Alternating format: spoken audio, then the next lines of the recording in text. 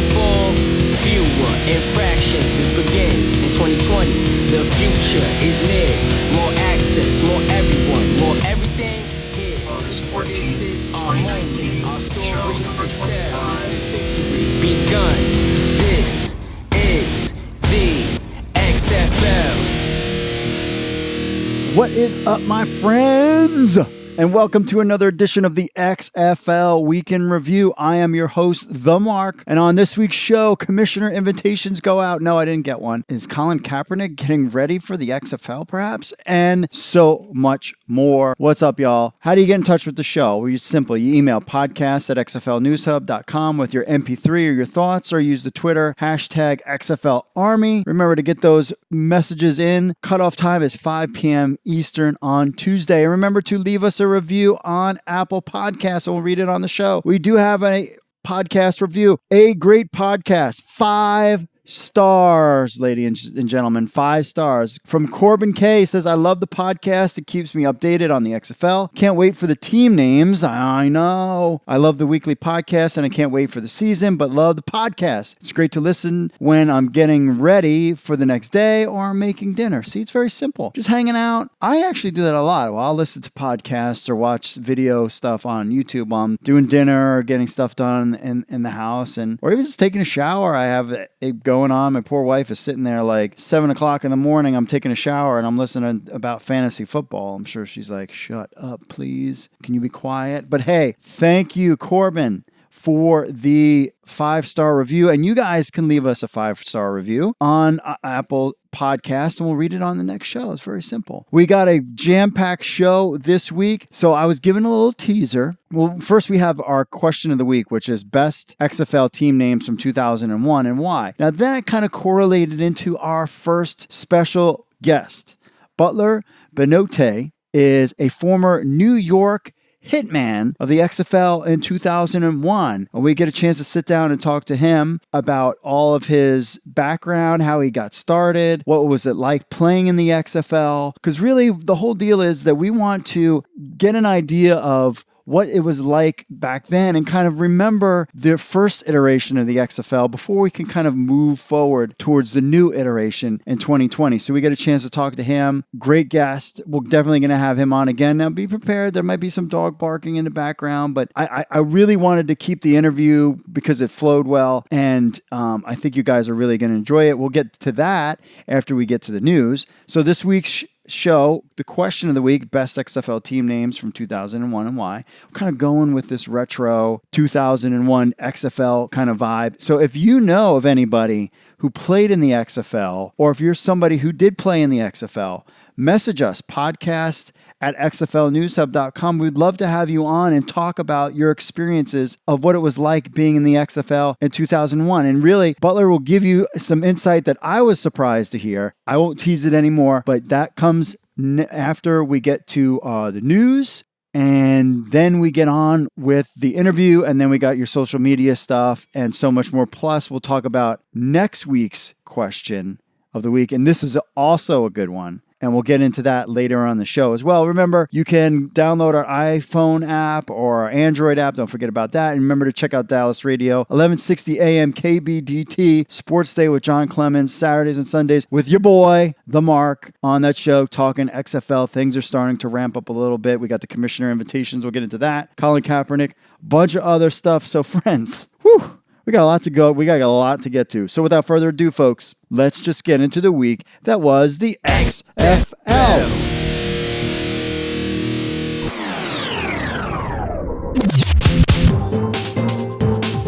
XFL starting to send out invitations to players this week. That's right. So with the XFL's final summer showcases complete, we just had the spring league testing finish. And then we'll also, right around the corner, we have NFL Cutdown Day in the beginning of September. The XFL will now start the process of signing players to their draft pool. Look for the XFL to sign around 200 players from their summer showcases, which and the bulk of those players that will be signed actually will come from NFL Cutdown Day. So in total, the XFL is looking to sign around 800 players to their draft pool. This is for their 8 teams, and of course, don't forget about Team 9. So not every player invited to the draft will be drafted or even part of Team 9. That's why the pool is so deep with 900 or 800 players. Now, this is not an official XFL contract. This is just part of the XFL draft. The official XFL contracts for money will be signed after the player is drafted. This is basically the next stage in the process of building a new league from scratch. Basically, the XFL sent out a press release on August 7th that says XFL Commissioner and CEO Oliver Luck this week will start to invite an exclusive list of top free agent players to be part of the league's first draft pool. Quote, extending invitations to our draft process marks the next step in an extraordinary football journey, Luck said. Many of the outstanding athletes who receive a commissioner's invitation will be among the first to take the field in the new league. Proudly representing their fans and their communities, I am delighted to offer them this exciting opportunity. Close quote. The XFL will conduct its first player draft in October, which we've talked about, and include current and former professional football players. Each of the league's 8 teams will draft 70 players. Players who accept a commissioner's invitation must complete and sign a HIPAA release form and consent to and clear a background check. Only those players meeting those 2 basic requirements will be considered fully draft eligible. If drafted, a player must then successfully pass a medical examination and drug test and subsequently execute an XFL standard player contract. There's a video of it on XFL News Hub. We got even more detail about what's going on with the draft when Kevin Seifert of ESPN spoke to XFL Commissioner CEO Oliver Luck after the announcement, and Luck went into a little bit more detail of what fans and players can expect. Some of the details. The XFL will send out draft invitations in installments to account for pending NFL roster cuts. So they're not going to send out all 800 right now. They're going to wait, and like we've said, they'll wait for NFL cutdown day to send out some more. So a total of 800 invites. We talked about that. The teams will draft 70 players, with about 40 or so will be on the roster. We haven't had the official word, but somewhere between 40 and that 52 range. And then the rest of the players, there'll be, of course, then there'll be the team 9. There'll be no free agency. And current college players need to contact the XFL after their college season to request eligibility. So not sure how this will work since the XFL draft will take place in October, but they'll have college players, but they could have CFL players as well after the draft. I'm not sure how that's going to work about players coming in after November or January. There will also be a mini camp in December, and this is for each of the specific teams. And then there will be a 3-week centralized training camp in January for all XFL teams. And we reported this event earlier, and this takes place in Houston. So the XFL season and players and the draft pool is starting to get built, finally. Former San Francisco 49ers quarterback Colin Kaepernick says he's ready. Okay, good. He posted a workout video on his Twitter and Instagram accounts this past week. The video starts with the denied work for 889 days. You can see Kaepernick has been out of football since opting out of his contract in March of 2017. He's shown working out in the gym, saying he has been doing it for 3 years and he's still ready. He's ready to go. Now, most writers and media pundit types jump to the fact that Cap is talking about a return to the NFL, which he might very well be letting teams know that he's still available. I'm sure they all do that. They all know that he is. What people forget is that around the same time as his video post, the XFL also announced their commissioner invites, that those would be going out during the week. Now, was the timing just coincidence? Or is there a little more to it? I'm not getting all tinfoil hat on you, but it seemed a little strange that announcements were kind of simultaneous when they went out. Now, in the past, Oliver Luck has been very open about Kaepernick playing in the XFL if he were interested and the coaches wanted him. Now, 1 year in the XFL for Kaepernick to prove that he still has game would go a long way to returning to the NFL. See, the XFL for Kaepernick, if he joined the XFL would absorb any kind of heat from fans, all that drama from him getting back and playing again and all the hoopla. But it will get, for the XFL, you take the hit, the heat or not heat, just whatever comes your way from having him play. But the XFL, as a byproduct, gets eyeballs on their product. And it would be must-see TV, even if you're for or against Colin Kaepernick. Even though I've seen some fans out there say, I'll never watch the XFL if Kaepernick plays in it. It's like, okay, relax. If he plays well in the league and the controversy dies down, now NFL teams are more likely to bring him on and potentially signing him. Because right now, they don't want to touch him because he's hot and not in a good way. But if the XFL brings him in, takes that heat off for a year, he plays well, then it's not that big of a deal if he signs with an NFL team the next year. If he just holds out for another year and doesn't do anything at all, then that's just another year of not playing professional football with not having any game tape. And honestly, even after 3 years out of playing football is a lot of time. And really, I know he might want a lot of money, but he needs the XFL to resurrect his career. Now, the door for a comeback is closing fast. He's 3 years away from pro football, and that's a long time. And really, his only shot and his best shot is the XFL. Going to the CFL, AAF, oh, well, that's gone. But Kaepernick, if you don't know, made headlines in 2016 when he knelt during the national anthem in protest to police brutality and racial injustice in the United States. So do you think Kaepernick is making a play to play in the XFL? XFL is looking at CFL players to potentially sign at the end of their season. That's right. See, the CFL season concludes November 24th with their championship game with the Grey Cup in Canada. The XFL season doesn't start until February 8th, 2020, with the team minicamps beginning in December. There will be room for players to get XFL commissioner invitations once the CFL season ends, as the XFL is always, of course, looking for quality players. Now, one player in particular who is the current Saskatchewan Roughriders QB, Cody Fajardo. I think I'm saying that right. See, Dustin Dunk appeared on the Rod Peterson show and said that the XFL is looking at Fajardo. Now, see, Fajardo, the Roughriders starting quarterback, is playing on a 1-year contract. He became the starting QB after Zach Collaros suffered a concussion by Ticats linebacker Simeon Lawrence in the team's opener a couple weeks back. Carlos was placed on the six-game injured list, and Fajardo took over. And since then, Collaros has been traded to the Toronto Argonauts for a conditional 2020 fourth-round draft pick. Now, Fajardo has played well since taking over, and the XFL is watching and is interested. And here's the kicker. Since he's only has a 1-year deal left, he's on his basic walk year, he could potentially play great, be a great CFL quarterback, and walk away from this team that just traded their starting quarterback for a fourth-round pick and leave and go to the XFL, or maybe he could stay in the CFL. So for him, this is a great situation to be in, clearly. But this is bad for the CFL and the Saskatchewan Roughriders, because he could be one of many players who jump ship from the CFL for a shot at playing football in the U.S. with the XFL. This is something that we haven't really gone over much and talked about, but the impact, we've talked about the impact that the XFL has on players in the NFL right now. We've talked about the Geno Smiths, Paxton Lynch, these backup quarterbacks that maybe would have stayed with the team, but they're like, you know what?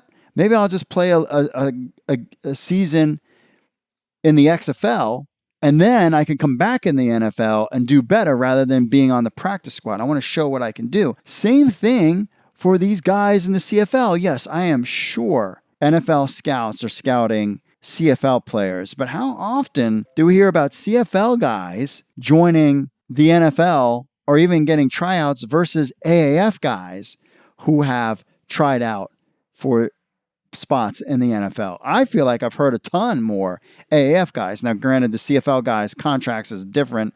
All AAF guys don't have any contracts. So there's a little difference here.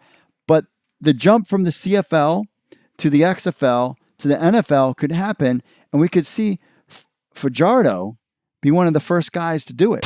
We talked a while back about Josh Johnson, journeyman quarterback, potentially dissing the Baltimore Ravens backup role for a shot at potentially, maybe we thought maybe it was the XFL. He was looking for a better opportunity. Well, on Saturday, the Detroit Lions worked out QBs Josh Johnson and XFL guy Landry Jones.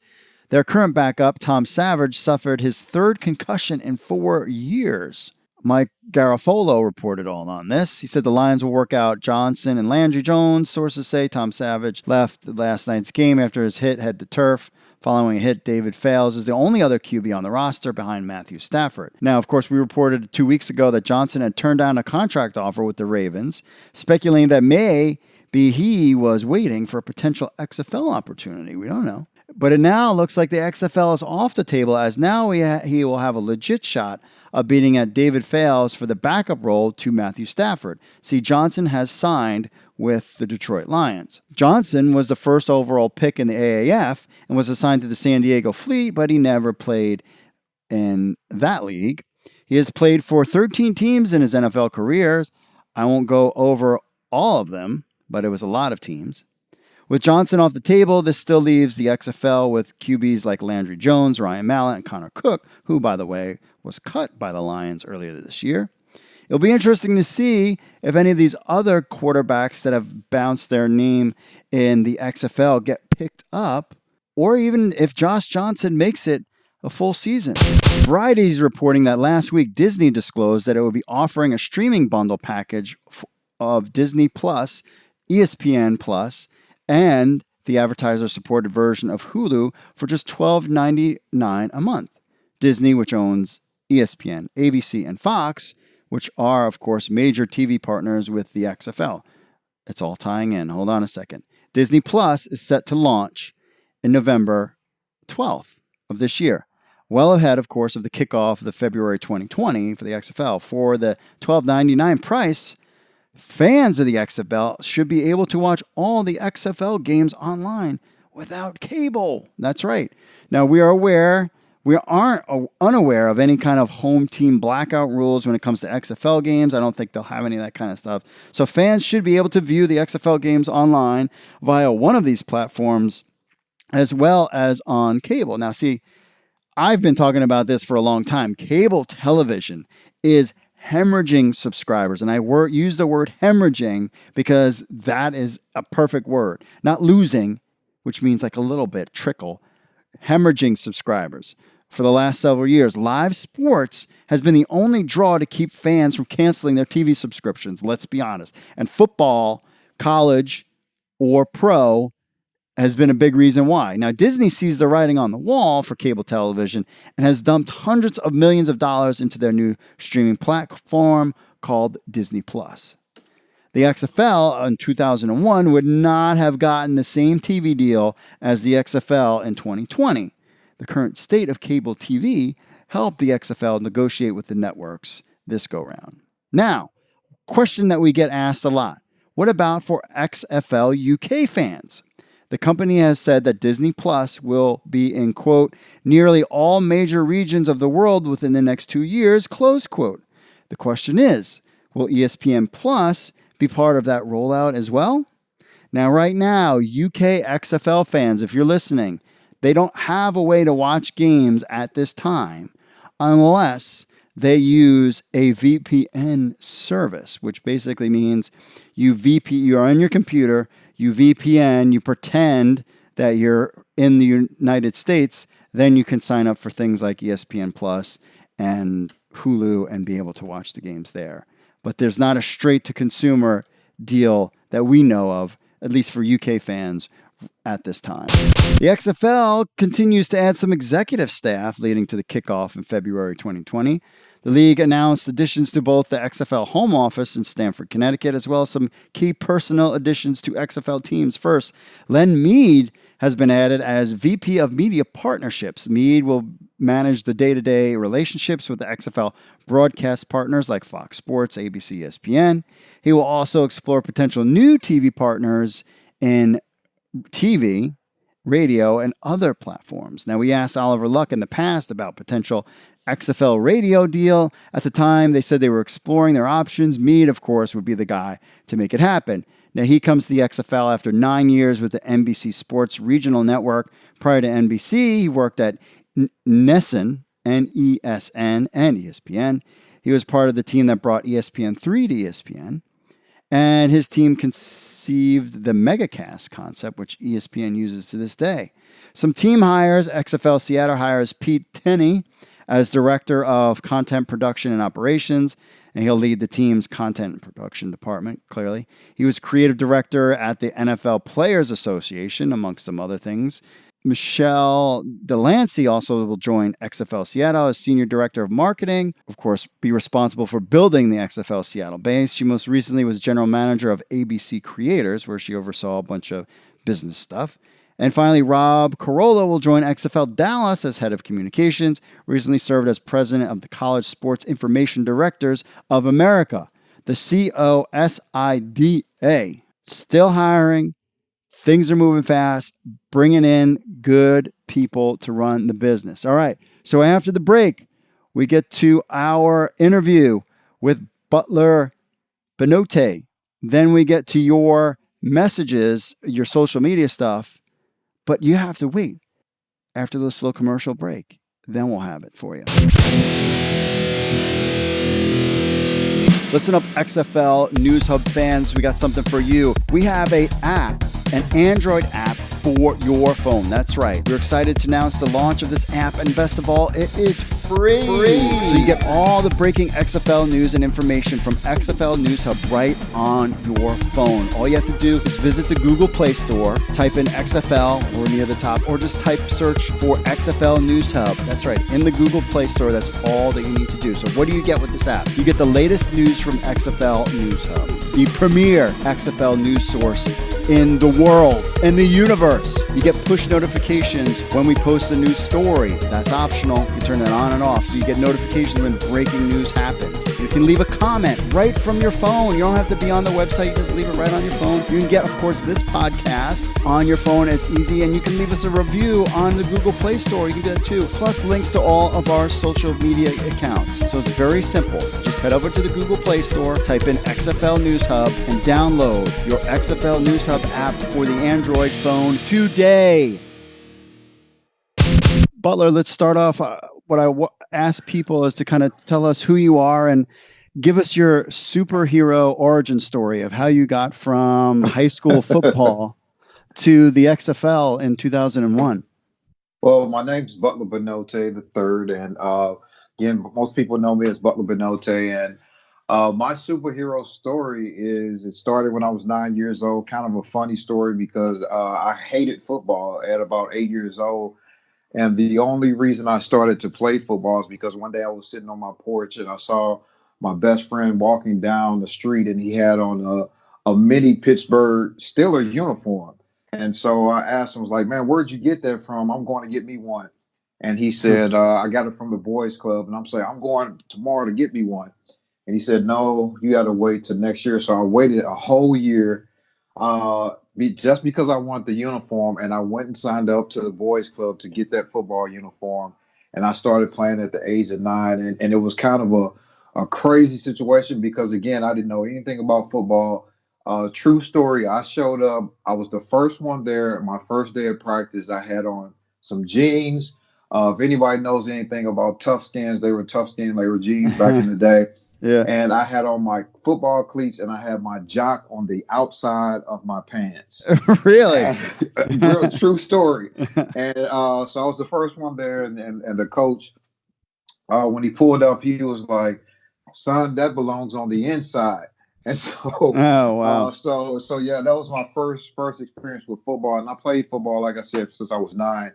And I went to Vashon High School, a legendary high school in St. Louis, Missouri, and played 4 years there and got a scholarship to play at the Ohio State University for the Buckeyes. Mm-hmm. And from there, I actually got a chance to get drafted by the Denver Broncos in 94. Played a year at the Broncos, and then I ended up playing another year at the Carolina Panthers. Played in 1997 at the Barcelona Dragons at NFL Europe. Was in camp with the New England Patriots that season, and then with the Oakland Raiders in 98. Played arena football for a couple years in 99, 2000, and then what brought me to the XFL in 2001. And how that kind of came about was I actually knew uh, a scout that was now the one of the lead personnel guys at the New York, New Jersey Hitman by the name of Joe Mack. He was actually a scout at the Carolina Panthers, and so that was my connection and the bridge to get me to the XFL. Oh, wow. Yeah. So a long journey, but so the XFL started it was 2001 now and then disappeared. What was your reaction when you heard that it was returning? Oh, I was really excited about it, and I was really hoping because I live here in St. Louis now. That's where I'm originally from, and I was really hoping that the St. Louis area got a team, and it did. So I was really excited because I knew exactly what the XFL kind of brings, a different style of football, the excitement that the fan base might be able to participate in. And Mhm. so it's just a great thing for I think just for the sport itself because it gives a lot of guys that don't necessarily make those NFL rosters. And then when you look at now the defunct Alliance Football League, it gives guys like that a lot of more opportunities to try to pursue their dreams and continue their careers. Gotcha. And then then you heard that St. Louis had a team. Hmm. What's kind of been the reaction in St. Louis of this XFL franchise? No, it's been a great turnout, and people are really excited about it. One, because we have football again here in St. Louis, and because it is such a sports town and sports city, people are really eager and excited to get football back in St. Louis. And when the Rams left, they kind of left a bitter taste in a lot of people's mouths about not having football here anymore. And so having the game return with the XFL, something new, something fresh, and something a little bit different. I think people are just going to eat it up, and I really believe that they're going to just be completely supportive of the team and all the players because again, we don't have football anymore. The Rams were here. We had the Cardinals at one point. Hmm. They left, and then we had the Rams, and then they left. So now we have something here in St. Louis that we can call our own, and the XFL is the reason that's happening. Yeah.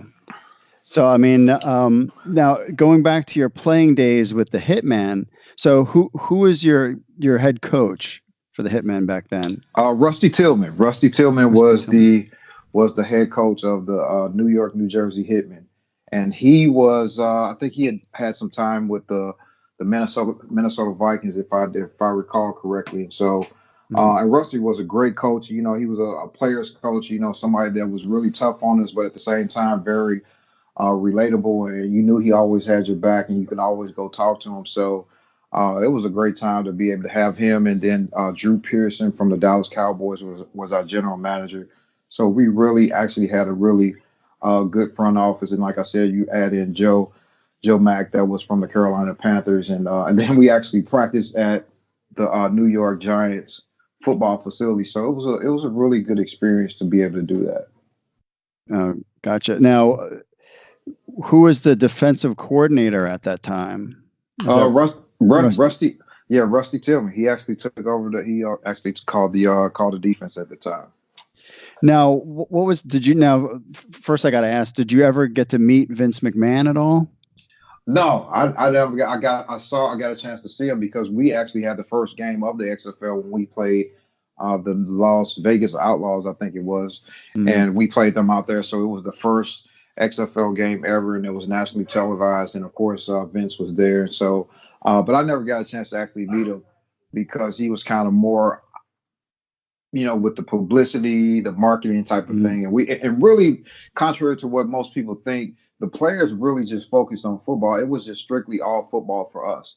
And with the team, the day-to-day operations and practice and things like that. So it was pretty much run very much like an NFL team. And coming from the NFL myself, I had some familiar experience with that, along with other guys that were on the team. And so it was run really closely to that type of operation. So we really just focused on the football aspect of it. So we really didn't get a lot into the marketing and things like that, which is why I probably never got a chance to meet Vince. Gotcha. So you guys, when they were doing like kind of the outrageous like commercials with like the cheerleaders and some of that behind the scenes stuff, you guys were just strictly focused on just playing the game and then that was it? Yeah, we didn't get really involved, like I said, in any of that because it was such a great product for us and it was a great opportunity. And most guys were making really good money at the time, each game. And then, of course, there was a win bonus. And a lot of people were using that as a springboard to try to continue their career to possibly get back into the NFL and things like that. And because it was outdoor football, because at the time, only alternative you had was arena football. And so because it was another outdoor league, guys really honed in on that and really focused on just, playing the game. And like I said, most of the executives and the coaching staff, they really kept us focused on the field. And so, everybody was trying to make it to the big game and things like that. And so it was one of those things where we had a couple things where they were telling us that there were going to be more cameras on the field. It's going to be a little bit more things that would be done, but they kind of kept us away from that. Again, it was just all football for us. Now, it sounds like from the AAF day, it seemed like players were kind of feeling that there was a sense of disorganization with the AAF. And, just from when I was watching, I mean, I watched like the 30 for 30 thing on ES. Do you feel like the XFL and especially I've also heard some of the guys that had worked behind the scenes talk about how disorganized it was and how like they made up the team names while they were on a flight, with Vince McMahon, and they were just throwing out names. And as a player there, did you feel like it was disorganized, or you felt like it was like a professional operation? Definitely professional, all from top to bottom. Like I said, this is the first that I've ever heard of that. And man, they could have went down that way, but when you talk about the football side of it and the product on the field, some of the guys that I play with on my particular team, and I think about some of the other XFL team, we had a really high caliber of players that were out there on the field. And when you think about Rusty Tillman that had come from the Minnesota Vikings, and I think Galen Hall, who was down in Orlando Rage, he had some time with the Dallas Cowboys, and some of the other coaches that were around the league. They were very professional in how they went about the business of the operation of the team. And speaking specifically for the New York, New Jersey Hitmen, I mean, from top to bottom, it was pretty much a very tightly run organization. Like I said, we practiced at the New York Giants football facility there in East Rutherford, and so it was one of those things where we actually felt like, to some degree, like we were playing in the NFL because we were there, had access to the facilities. We actually took charter flights and things like that. So it was never a time that we ever felt like this was like a rinky-dink type of thing, and that it would last. And actually, when we finished our last game, we actually all thought we were coming back and really looking forward to coming back. So not at any time did we sense any unprofessionalism, disorganization.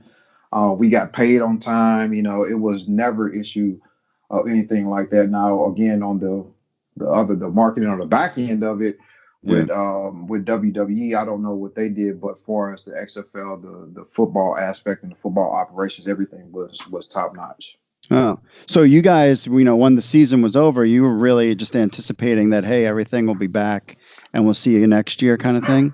Yeah, we were looking forward to coming back, and I remember we had our exit meeting, and it was one of those things where we didn't know what the TV contract would be, and we knew that was a big driving force, and but they did say that at the time they thought TNT would pick it up, and that we would at least have them aboard. We didn't know if NBC was going to be coming back, and at the time we didn't know what parameters and how huge of a partner they were. And so again, when we left, we left with the anticipation, like, hey, we're coming back. Let's kind of revamp and get back going once we get the off season going.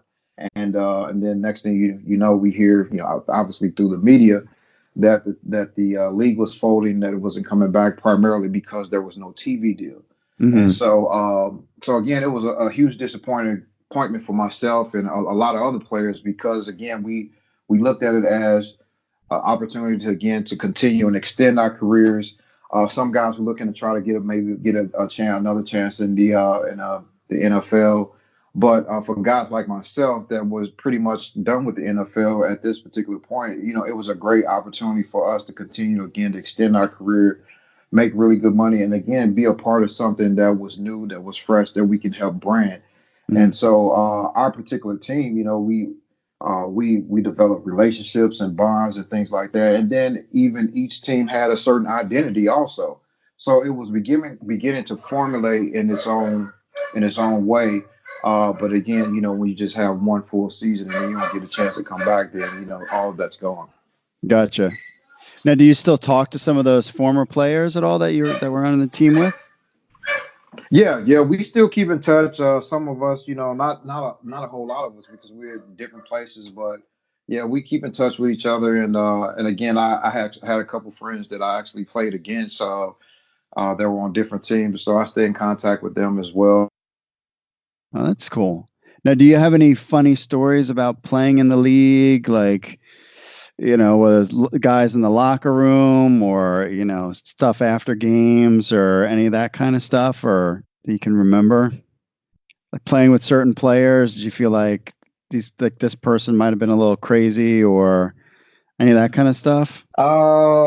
Yeah, I would say a couple different things. First the first one would be when the whole thing was announced about the coin toss, Uh-huh. and there was this whole uproar in the room. Everybody's laughing like, man, like that's gonna be wild, that's crazy.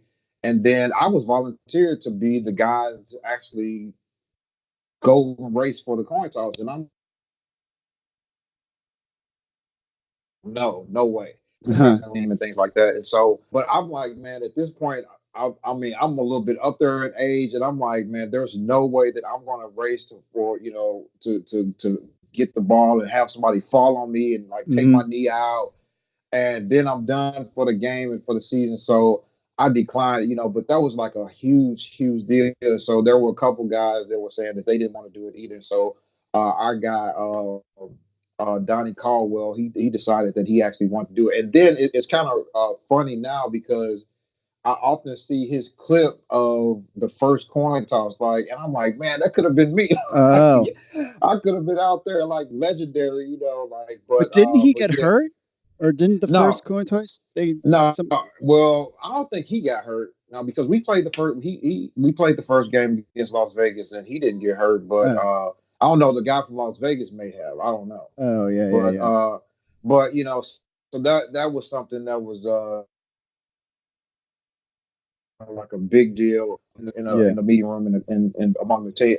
And the other thing I can share is that I can't remember exactly the timing of it, but when we came, we were talking about the name. So our coach Rusty Tillman came to us and kind of say, "Hey, they want us to talk to you guys about having some different names." Okay, And yeah. so we like what? It was like, and it's at the time, I'm with the secondary guys, and he came to us because we're kind of tight knit group, and so uh, he went to each one of us, and kind of asked us, what do you think? And so a couple guys said a couple different names. He's like, nah, I don't think that's gonna work. And so one guy came up with Hurricane. I think Joey Ellums came up with that. He's like, yeah, you look like Hurricane because it was the movie Hurricane Okay. had come out with Denzel Washington. So he's like, yeah, that's a good one for you. And then there was another linebacker. He came over. He said, let me see what you. He's like, go with baby boys, like. And so that's just kind of how some of the names just came about. It wasn't something really serious. It was kind of like what people thought. And I actually, when he looked at it, he was like, "No, you need to keep your name, but no, take like you don't need to change." Really. I'm like, man, like come on, coach, like can I have something, like I want double B or something? He's like, "No, keep the note take. That's what you need to have on the back of yours." And so that's kind of how that thing came about, and we didn't know at the time that how much of a brand that would be for the XFL, especially when you talk about He Hate Me, that is Mhm. notorious for the XFL and things like that. But that came again for us. That came about in a very relaxed atmosphere, something that was not really planned out or thought out right there on the practice field. Oh And wow. so and a lot of people would think that it was some long strategic marketing meeting behind it. It was something that was really right. And that kind of really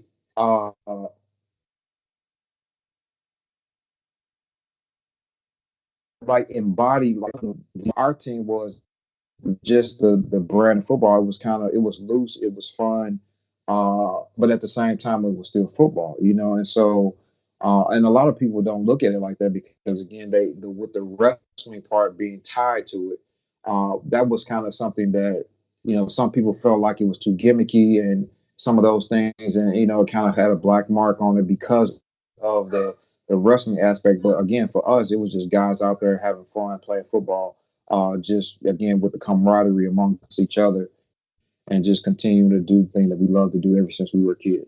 Yeah. So now, fast forwarding now to the new 2020 league coming out. So, are you going to be, well, clearly St. Louis? So, are you gonna be season ticket holder? Are you gonna watch the games? Like, what's your take? Yeah. I actually tried to get up to become part of the staff, and it didn't quite work out because they got a lot of NFL guys and a lot of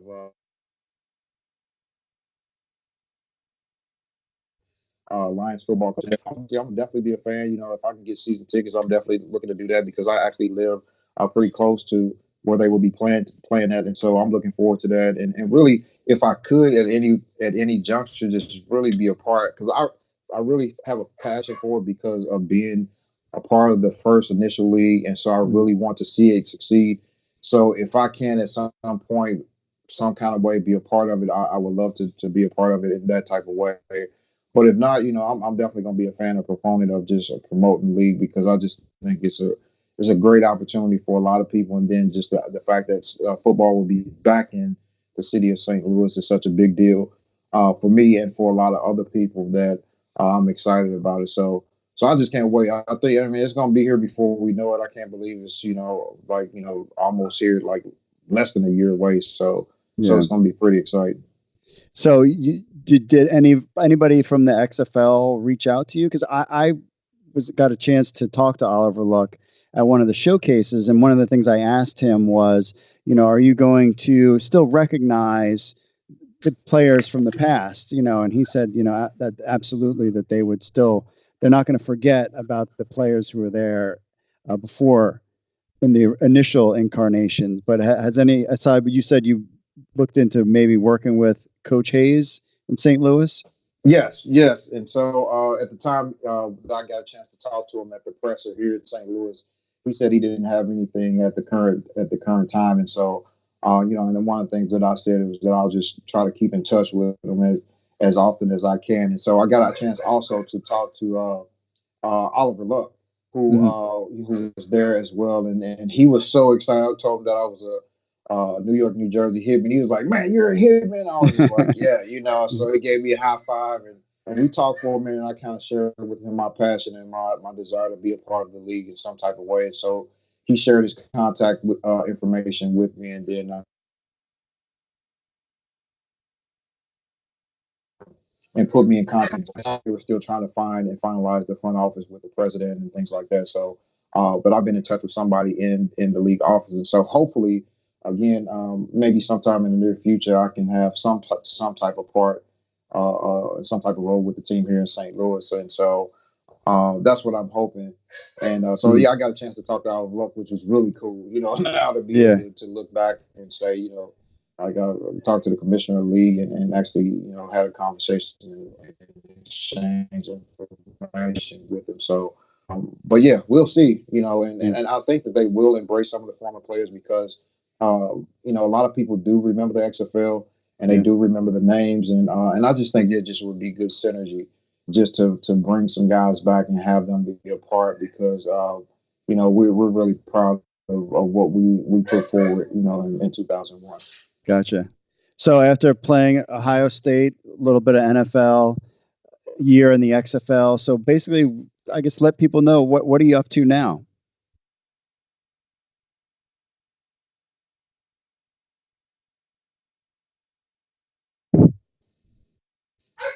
Hello? I'm sorry, I didn't hear you. I didn't hear you. So now that you were played for the Ohio State, played in around different leagues, you played in NFL, you played in the XFL. What are you up to now? So right now, I'm actually currently associate head coach at Kirkwood High School and the run game coordinator there, and been formerly I was just the head coach for two years previously at my alma mater, Vashon High School, which was really cool, a great opportunity to be able to come back and give back to the place where I started. And so now I'm actually coaching high school football, and I'm actually in ministry also. My wife and I have started and planted a church here in the inner city of St. Louis, and I'm a teacher. So and I teach career and leadership development. So I preach, teach, and I coach here in the city of St. Louis. So and really, and really, it just sums up. I work with young people all whether it's whether it's ministering to them and trying to get them to strive to be better in life, and coaching them up and trying to get them to be better in the field, and obviously teaching them and trying to get them to excel in the classroom. So that's kind of where I am. That's my wheelhouse right now, is really trying to try to get people to try, young people in particular, to really uh, advance every aspect of their life, and exhaust every gift that they have, that they've been given. And so and that's kind of where I'm at right now, which is a great opportunity to really try to make an impact in this community here in St. Louis. Great. Now, is there a website or something that people can follow you on, or Twitter or any of that kind of stuff? Yeah, well, our ministry website is New Nation, NUNAZION.org, NUNAZION.org. And I'm on Facebook also. My Facebook handle is Benote3. So it's BNO. And I think the same thing is my Twitter handle. And so, but if you just type in Butler Benote, I mean, there's not many guys with that name that's gonna pop up. So, it's Butler and then Benote, BYNOTE, and you should pretty much find me. So yeah, I mean, it's been interesting too, just now not playing, and then kind of reflecting back on kind of the path and the journey, and really and I'm really looking forward to sharing more of that with people, because I write also, and so I want to be able to kind of tell a little bit of my story, and really kind of just put my whole journey into a writing piece that people can really read, and just kind of look back like, man, you really had some wild rides. And so but it's been good. Oh, that's great. Well, I appreciate you taking the time to talk to us today, giving your insight about the XFL of 2001, because I feel like you need to show where you were before you can get to where you want to go. So I think I appreciate you taking the time, and we'll talk again maybe after the season begins. Yes, sounds good. Thank you for having me on, Mark. I really appreciate it, man. I look forward to talking to you again soon. All right. Take care. Thanks. All right. Thank you. So what do you think? We want to thank Butler for coming on the show. So thankful to have him on. Took us a little while to coordinate. Again, there was a little dog barking there. Kind of ignore some of that, but I think it's a great interview. Really gives you perspective about what it was like playing the XFL in 2001. And we appreciate him. And we will leave some links to his social media stuff and everything in our show notes, so you can always get in touch with him and reach out to him. Now, again, we are looking for other XFL players. So if you know any, podcast at xflnewshub.com. We would love to give you a chance to talk about what it was like in the XFL in 2001. And then we'll promote whatever you're up to, whatever things you got going on, we'll let our fans know. And I think it would be a lot of fun. It was great to have him on, and really appreciate him taking the time to. It's a fascinating story. I mean, just the whole thing with the cup, and just, I'm really surprised. I really thought that the XFL was very disorganized in 2001, but he really changed my perception on that. So, and we'll have him on again as the season gets closer, definitely talking players, and I think it's going to be a lot of great. I really, again, appreciate him coming on the show. On to the social media stuff at NYFan1987. Maybe he was a Hitman fan as well. Says, didn't Gilbride say he's the OC? We're talking about, I think he did. I assume he will be. My only thing with Kevin Gilbride is, wouldn't he want to have a coach, though, that maybe to help out a little bit? Don't, like these guys, they'll have like an offensive coordinator, but then he'll call the plays on game day. So I'm not really sure what that was all about. But thanks for the message. Spinning Wonton says, talking about Kaepernick, zero chance Cap plays in the XFL. Vince McMahon and POTUS are very good friends. McMahon already said a year ago that there'd be no kneeling or anti-flag disrespect. He did say that. Jonathan, John Prelude says, haha, you don't know Vince. He'll simply do it for the amount of attention it will bring, and that's why Donald is saying let him play, so he doesn't contradict Vince signing him. Interesting. I think all that stuff will be hashed out, even if he did and come back. But I mean, I'm telling you, people would be tuned to their television. You talking must-see TV with Kaepernick in there. You throw in maybe a Johnny Manziel in Dallas. People will be watching. It's going to be real interesting. These next couple months turned out. Stay tuned to XFL News Hub for all this stuff.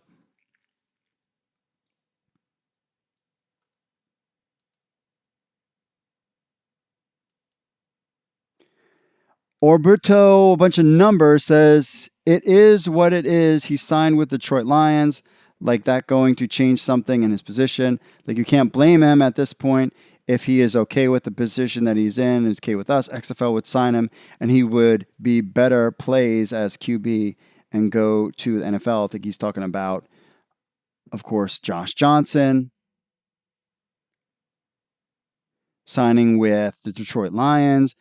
I'm sure it's better. I'm really interested to see how things play out for him in the NFL and if he stays with it.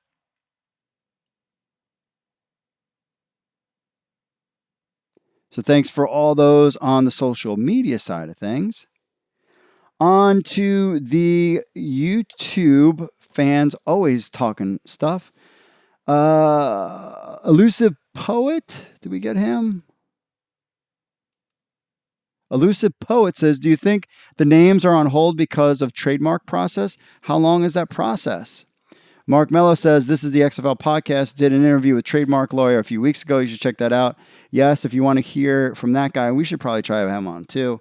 Check out the This is the XFL show podcast where they did interview one of the trademark lawyer guy who basically brought all of this stuff out. It was a really interesting interview talking about trademarks and everything. Leon M says the legal and creative, making sure all the logos and names don't infringe on any existing properties. I just think it's a big pain in the butt, to be honest with you. And they will just have to, we just have to wait. And I'm sure they'll be great. But and we put out an article a couple weeks ago, but I'm so tired of people asking me, and I'm sure they are too. Mark Mello says, best OG XFL team names. We're going to get to that. San Francisco Demons would make perfect brand for expansion to Oakland. Ooh, Oakland would be interesting to expand. Las Vegas Outlaws, LA Extreme. Not really a great name, but they have a title to defend. Yes, some of those names. We'll get into more of those names. Really, a lot of people talking about XFL team names. Leon M says, you need a guest with great knowledge of the league like Mike Mitchell. Of course. The trademarks won't be posted until the day the name is revealed. And that's why I always check. I have my system where I check the trademarks every day. They don't have to be, the uniforms won't be released at the same time as the names. In order for that to happen, the league would need to have a deal in place with the uniform outfitter. I don't think they have anything like that, but I believe that, yeah, it will hit the trademark thing first, and then we'll get news of it. Now, I keep checking all the time. Donald Long says, August, still no names or logos? What? The little sad face. I'm sorry, Donald. As Heel, he says, and of course, XFL needs, we're talking about, could we see Trevor Siemian in the XFL? Says, and of course, XFL needs a player that could play. I'm not telling XFL to bring the best QB in the game as possible, but if Trevor Siemian would be ready and really would like to gain respect and play for the league that has a future that is bright, then why not? 7th round pick or not, he's still a QB, and if the Jets release him, then why not play for the XFL, come back to the NFL, and about 2 or 3 years later, and then get a second chance or even a starting position in the NFL teams, rather than go from team to team that don't see him as a QB that deserves a second place on the QB position. Absolutely, as Heel, 100% right. Stop bouncing around, play in the XFL, show that you got game, then good things will start to happen for you. I'm telling you. I am telling you. On to our Facebooks, talking about Josh Johnson signs with the Lion. Benes, our top fan, happy for him, but when you look at him, do Johnson really believe that he could earn a second spot in QB position, maybe for the Lions, if that's possible? It's possible. Really, rather than going from team to team, he would go to the XFL and play for any of the 8 teams, rather than sign with each year and keep the same spot as nothing more than a secondary or even a third QB. For him, I wish and hope that he accomplishes the secondary position as a QB for any of the teams in the NFL. It's sad that it's all about the money for him and not for something more like getting even more better as a QB and earning a number 1 spot instead of just going from team to team and hoping that someone will put him in the secondary spot.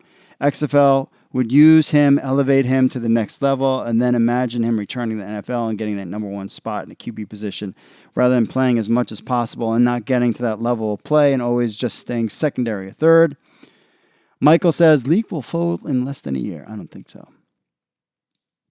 About the XFL ads, sports veteran, we talked about that. So, Bennett says, this is what the XFL should do, surround themselves with people that could do the marketing and all of that at big level and accomplishments, the CFL level in 2 to 3 years with the hard work and the plays on the field. Less doubt, more hopes. It's not like AAF that just rushed all that and then goodbye. And the blame was because of attendance when the markets that the league chose is not respected any type of football. Only San Antonio was the only team supporters of that league. Plus, the people that was marketing all the teams has nothing more than jokes for each city. Only San Antonio had really good marketing. About Colin Kaepernick. God, you throw that name out there, and we got 20 comments. Let's just read a couple of them. Granite says, let him play. I guess some of you agree with the BS going on in this country. Dean says, the only reason why anyone would be watching it is because they hate this chump. And if he plays in the XFL, everybody should boycott it like Nike. I know I will. See, people get fired up. Jared says, I hope. No, I don't want to watch him. Chip says, Vince already said he would not be in the XFL. Steve, no, he's not ready. Aaron says, I'm surprised he hasn't got an offer from the CFL. Jason says, that's a great way to lose viewers before it even starts. Lots of people agreed with him. Randall, denied work? I didn't know teams are required to sign people when they suck. Randall. And I were talking about Kaepernick. He was not that good at the end. And now he's 31 and he wants $20 million. My friend, you weren't that good when you left the league. You were great that first year or two. Jason says none of this started until he was benched. Then recently he proved it wasn't about police brutality as he claimed. The point of the XFL is supposed to be a game, not the drama. If he does get picked up, I guess I won't be watching after all. See, another person. People are like, I'm not watching if he's on the thing. Most people are against it. But come on, they'll watch. All right, on to our question of the week. Now that we got past all that political stuff. Best XFL team names from 2001 and why. Benna says, New Jersey Hitman, it's not because of the name, but just the logo itself. Or should I say secondary logo was really cool. And the Orlando Rage, really loved the logo and the team name Rage. Yeah, that was a good one. On third would be Memphis Maniacs from, of course, because of the name Maniacs and the logo was really decent. Billy says, I agree. Maniacs was the best. Rage and T-Bolts were a distant second.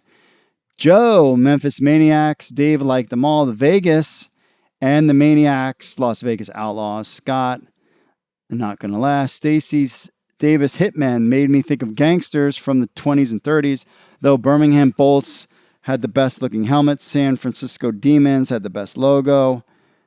The Birmingham Iron Thunder, the Thunderbolts was cool. Granite says that. On to the Instagram. We got a bunch of reaction there. Let's see. Chauncey C. Gilroy, Outlaws, Aaron J. 1976. Who cares? We want 2020 team names. I know, man. I want him too. But we have to kind of wait, my friend. Chief Fly Den 239. New York, New Jersey Hitman. Mob name for the mob city. I don't know, man. Justin's one, Outlaws and Demons. Nobody wants a pet name. Fish, cat, bird, etc. Mikey _ Mike, Outlaws, Rhino 1435, The Hitman, Long Live Bret Hart, and the Hart Foundation. Not really sure it was meant for Bret Hart. Kool-Aid 5922YT, Outlaws, Crocman. I think it's time to start naming the 2020 teams season. Forget the past. This is the new day for the XFL. So I'm going to say the Vegas Outlaws seem to be the best. For me, I liked the New York Hitmen. That was kind of, I don't know. I liked that team name the best. On to our email. Let's see. Jordan asking about tryouts. Listen, anybody interested in XFL tryouts at this time, your best bet is to try the Spring League. And we're going to try to get some people from the Spring League on to talk about the Spring League so that you guys get an idea of what the process is for the Spring League and get you in there. Joe says XFL tryouts, asking again, I got XFL tryouts. Spring League is your best bet. Bryce, tryouts. Spring League. Michael, I would like to get as much information about trying out the Spring League. On to Chris Benoit. Question. Hey, Mark, do you have a speech impediment? Because when you talk on the podcast, I sense it. I do not have a speech impediment. Usually, now, do you think I speak fast or something? That's George doing his editing deal, making the show sound tight and nice. I'm sure he's got a lot of work to do when I'm blabbing on. However, I do not have a speech impediment. Now, I'll be honest with you. Usually I do the show late at night after I'm a little tired from the day at work, but I don't have a speech impediment. That's a first. What about the rumors that you talked that team names are going to happen last week? And where is that article on the app or the site? I can't find it. It is on there. You have to look under, I think it's XFL Teams or XFL News. You got to cycle through it a little bit, but the article is on there. Not that team names were coming.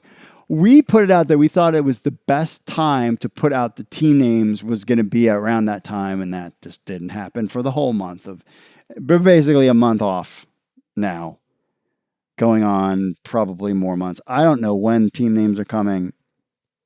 I'm glad they gave us the commissioner invitations as something to hang our hats on and get excited about, because it's been really interesting following all these players and teams that they're excited about, saying God's giving me another chance at football. Really excited to see that. And they keep kind of trickling out. Like a bunch of people will post it on Twitter that they got one, and then they'll kind of die down a little bit and we'll get some more out there.